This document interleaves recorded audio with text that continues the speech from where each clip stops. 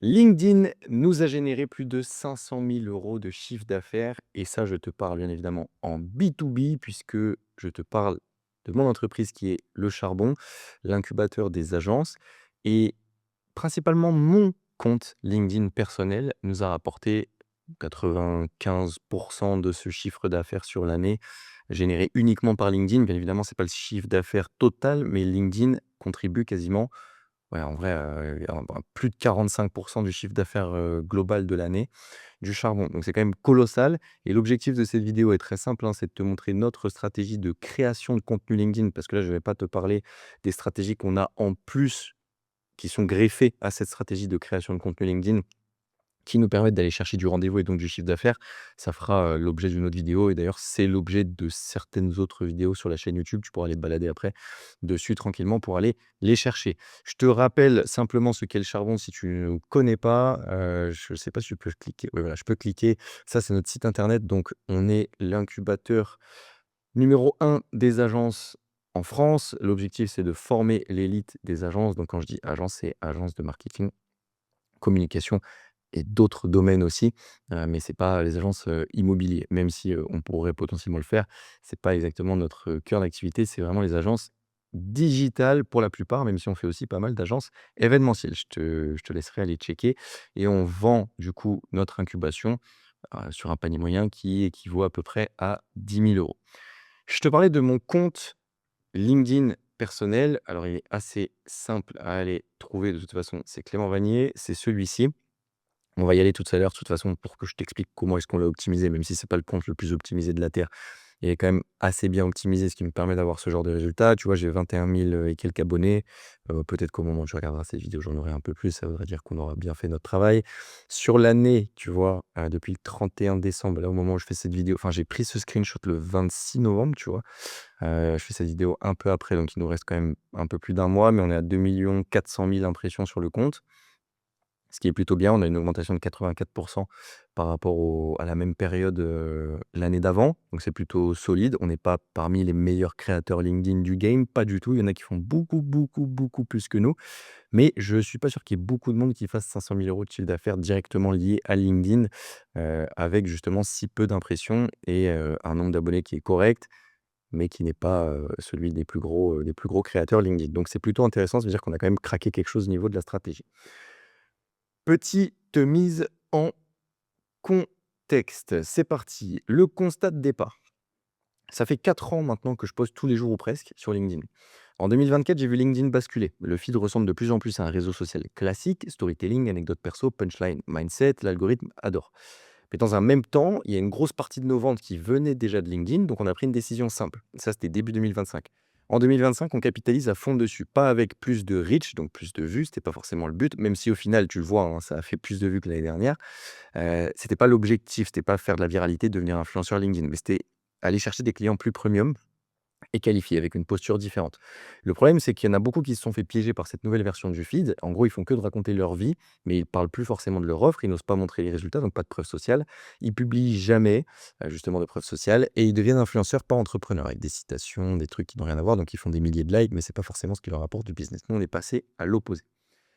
Et de notre côté, on a pris le pari inverse, comme je te disais, on raconte des histoires, on essaye d'inspirer, ça nous arrive, hein, tu vas voir, l'un de nos piliers de contenu, c'est ce qu'on appelle le storytelling, mais surtout, on prouve. Et c'est devenu le pilier principal, c'est comment est-ce qu'on fait pour prouver, ça va passer par la preuve sociale et par l'expertise, tu vas voir après.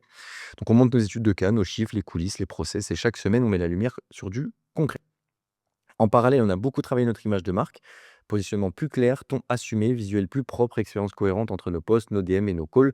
Et tu vas le voir, on a commencer une premiumisation du charbon et ça se voit, ça se ressent et on a beaucoup plus, enfin pas plus, mais de meilleurs résultats grâce à ça. On a structuré toute notre stratégie LinkedIn autour de ces choix, on a traqué, ajusté, optimisé. Résultat, une audience qui se projette, des leads plus premium, plus qualifiés et environ 50 000 € par mois de chiffre d'affaires qui viennent directement ici.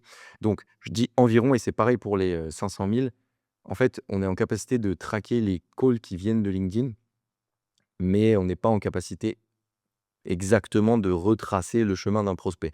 Donc les 500 000 € que je te donne ici ou les à peu près 50 000 €, plus ou moins 50 000 € par mois que je te donne ici, ce sont, des estimations, mais des estimations qui sont quand même proches de la réalité, sachant qu'on a un logiciel qui nous permet de savoir d'où a été pris le call et que du coup, bah, ces chiffres-là viennent des calls qui ont été réservés depuis LinkedIn. OK? Donc ça, c'est quand même important que tu le saches. À quoi ressemble mon compte LinkedIn? On va aller dessus rapidement. Je vais juste te montrer comment est-ce qu'il est optimisé. Alors, je suis pas du tout le meilleur élève là-dessus, hein. Il est assez simple. On a une bannière qui est quand même assez travaillée, qui correspond pareil à notre image de marque. Photo normale, mais elle est propre. Je suis souriant. J'ai l'impression que j'ai l'air agréable sur cette photo, enfin, du moins, j'espère.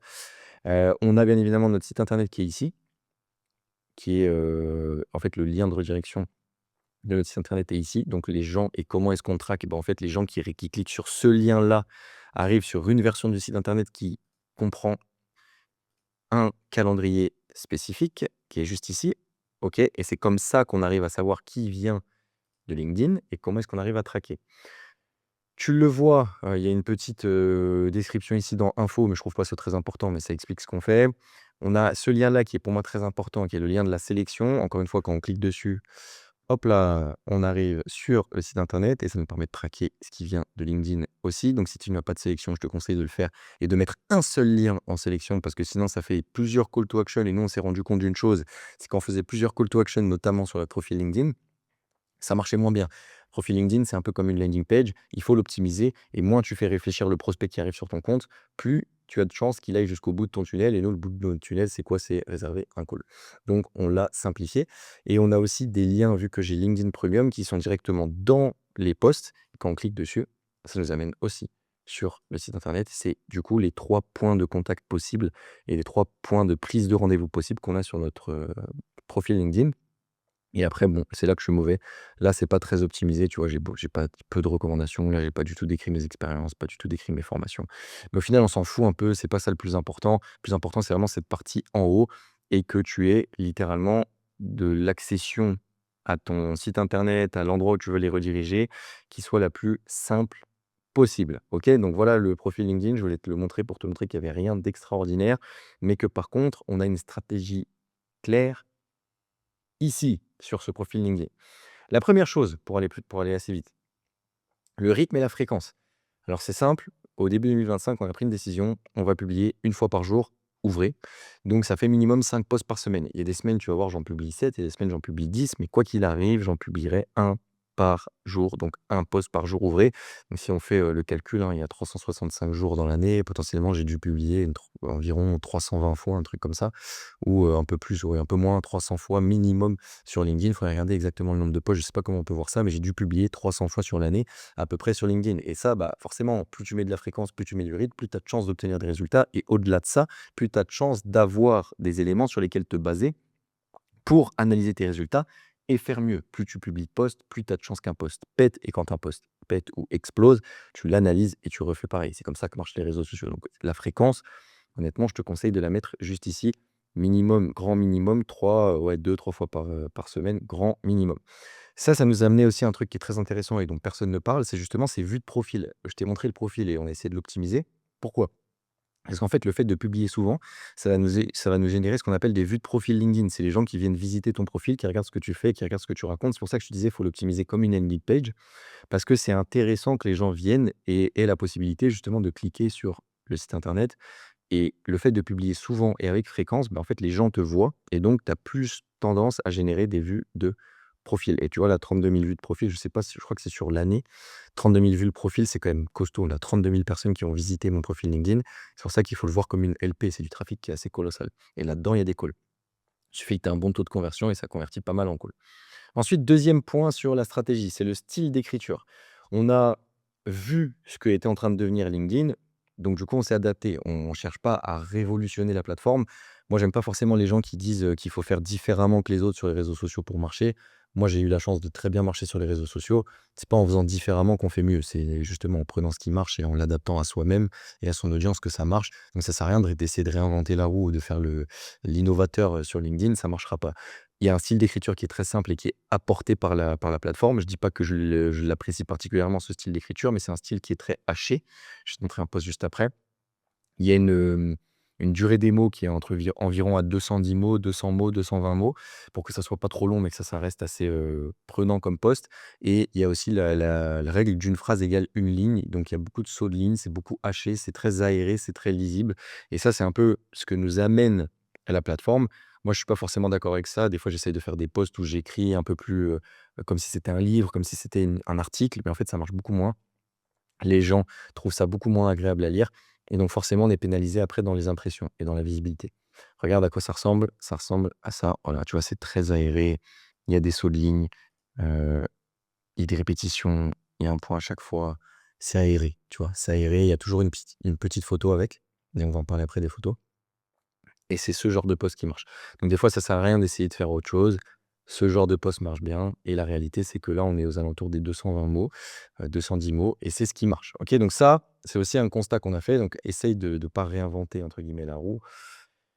Ça sert à rien. Point sur les photos, petite anecdote quand même, mais c'est important. Je t'ai dit dans le contexte qu'on voulait premiumiser toute notre approche. Ça passe aussi par les visuels qu'on va montrer sur LinkedIn. LinkedIn aime beaucoup les photos. Il n'aime pas énormément les vidéos au moment où je tourne cette vidéo. Attention parce que ça peut changer très vite. Mais il n'aime pas énormément les vidéos. Et les photos, il aime beaucoup. Donc quand tu fais un post, essaye de l'agrémenter d'une photo. Forcément, plus ta photo est premium, plus ton image de marque et ce que tu vas rejeter, entre guillemets, enfin, exposer comme ça à ton audience, va être premium aussi. Et c'est littéralement ce qu'on a essayé de faire. Donc on travaille beaucoup, beaucoup plus notre packaging global de posts avec ce genre de photos, tu vois, qui sont pas des photos extraordinaires, hein. On n'est pas des mannequins, mais bah, on est lors d'événements, on est professionnel. Ici aussi, on est professionnel, c'est propre. Et donc cette premiumisation, elle fait aussi partie du succès qu'on a eu sur LinkedIn. Parce qu'en fait, les gens attachent ton image à la qualité de ton produit aussi. Et donc, il fallait qu'on switch cette opération-là. Et d'ailleurs, c'est un switch qui a été fait au milieu de l'année et ça a bien marché. Et enfin, pour terminer sur notre stratégie avant d'aller sur les piliers de contenu, je voulais te montrer le setting. Alors le setting, c'est assez simple. Je ne vais pas en faire une vidéo ici parce que de toute façon, il y en a plein sur cette chaîne et on en refera plein. Mais en gros, on a 3 séquences de setting particulières parce que toutes ces interactions, toute cette audience, tout ce trafic qu'on va amener grâce à cette création de contenu LinkedIn, forcément, il faut que ça se transforme en opportunité. On a 3 séquences principales. On va aller discuter avec les personnes qui ont visité notre profil, d'où l'importance d'en avoir.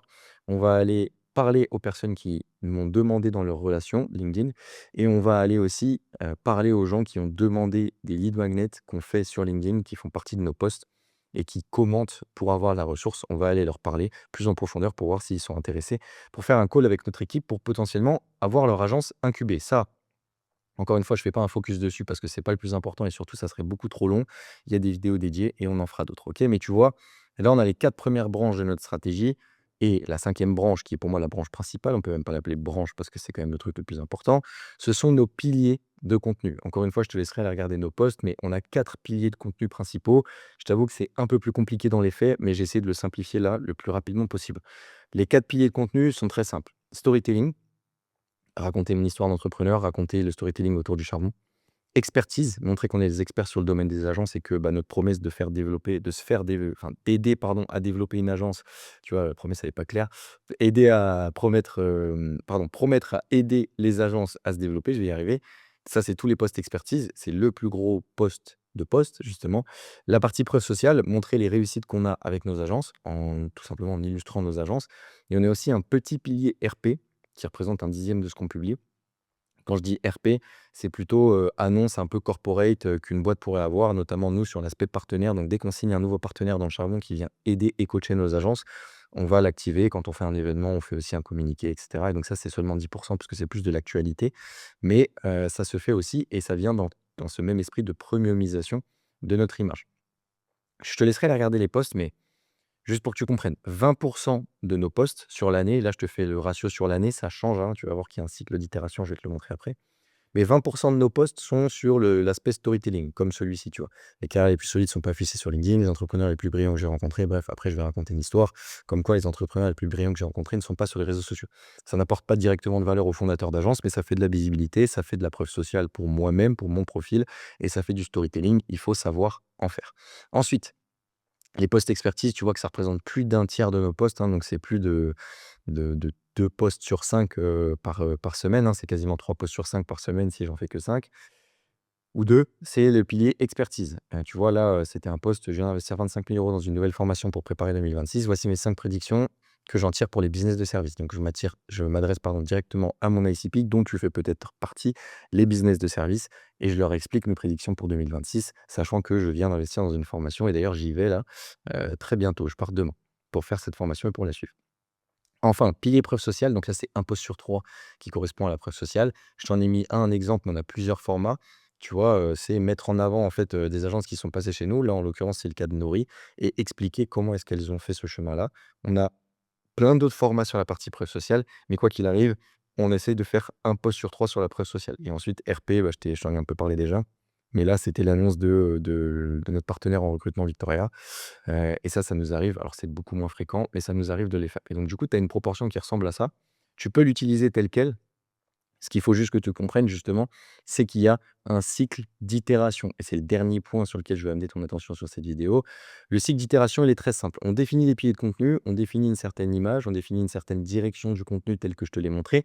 Sauf qu'en fait, on part du principe qu'on ne sait rien, qu'on ne connaît rien et que c'est uniquement les résultats qu'on va avoir qui vont nous permettre de savoir et de connaître et de repartir sur un nouveau cycle. C'est pour ça qu'on travaille par cycle d'itération et ça se fait toutes les semaines. Toutes les semaines, on se pose avec Lucas, qui est notre head of content, si tu le connais pas au charbon, qui, analyse littéralement tous les posts qu'on a sur LinkedIn. On le fait sur les autres réseaux sociaux aussi, mais là, on est là pour parler de LinkedIn. On regarde, en fait, ce qui s'est passé, tu vois? Donc ça on part d'ici, hein. Forcément, on produit les contenus, on analyse et cetera, mais on va partir d'ici pour l'explication. On fait une analyse, on se pose à froid et on regarde, voilà, est-ce que ce pilier, a marché? Est-ce que ce post a marché? C'est quoi le sujet du post? Pourquoi est-ce qu'il a marché? C'est quoi les réactions qualitatives, quantitatives? Est-ce qu'on a bien respecté nos piliers de contenu? Sinon, pourquoi est-ce qu'on ne les a pas respectés? Bref, tu vois, on va se poser sur l'analyse et on va en tirer des conclusions. Tu vois, on va itérer. Ces conclusions-là, on va les utiliser pour la production du prochain batch de contenu. Donc tu l'as compris, je prépare mes posts à la fin de chaque semaine et donc on crée de manière hebdomadaire les posts. On ne fait pas de la création de posts pour le mois d'après. Ça, pour moi, ça marche pas. Pourquoi? Parce que tu as pas le temps d'analyser. Tu vois? C'est pour ça que nous, on batch la création de contenu, mais uniquement par semaine. Je n'écris pas mes posts LinkedIn pour les 2 ou 3 semaines suivantes. Ça ne marche pas parce qu'on a besoin d'analyser, on a besoin d'être agile et d'itérer assez rapidement pour le prochain batch pour pouvoir rester performant. C'est ça qui explique notre performance sur LinkedIn aussi. Donc comme je te le disais, on analyse les performances, on traque aussi la partie commerciale, hein. Est-ce qu'il y a certains posts qui ont amené, des ventes particulièrement? Est-ce qu'il y a, certaines choses qui ont été mentionnées dans l'aspect commercial de la chose pour qu'on puisse s'en servir sur les prochains posts. Bref, on va tout analyser. Encore une fois, on le fait tous les, lundis matins avec, les lundis après-midi, pardon, avec Lucas, notre head of content et on itère la production du batch d'après. Donc on est toujours en décalé, hein, l'analyse arrive après la préparation des posts, mais en tout cas, d'une semaine à l'autre, on utilise tout le temps la data de la semaine dernière pour pouvoir itérer et être beaucoup plus performant. C'est aussi comme ça qu'on s'est rendu compte que c'est cette proportion-là de piliers de contenu qui marche bien et peut-être que, dans 3 semaines, parce qu'on sera passé par 3 cycles d'itération, on viendra changer justement cette proportion de piliers de contenu. Le seul truc qu'on changera pas, c'est les piliers, mais derrière, peut-être que la proportion, on la changera et c'est exactement ce que je veux que tu comprennes et c'est à ça que ça sert le cycle d'itération. C'est d'aller jouer avec tes piliers dépendamment de ce qu'ils procurent en termes de résultats et de performance sur l'algorithme, mais aussi en termes de résultats commerciaux. Voilà notre stratégie LinkedIn. Ça fait, des «chocs à pic» entre guillemets, ça marche plutôt pas mal et j'espère que pour 2026, on va essayer de la consolider et qu'on fera, je sais pas moi, peut-être 1 000 000, 1,5 million signés avec LinkedIn. J'y crois fort parce que je pense qu'on a vraiment beaucoup de place à prendre en plus et qu'on fait du travail beaucoup plus qualitatif que certains autres, de nos concurrents. Du moins, on s'y attelle vraiment et on y met vraiment beaucoup d'importance, donc j'espère que ça paiera. Tu seras potentiellement aux premières loges pour voir ça. J'espère que cette vidéo t'aura plu parce qu'elle nous a été beaucoup demandée. Du coup, c'est fait, je l'ai fait. J'ai expliqué nos stratégies LinkedIn, pardon. On se tient très vite au courant. Je te souhaite un bon charbon en vérité et puis on se revoit, très vite sur cette chaîne pour de nouvelles vidéos d'expertise. Let's go.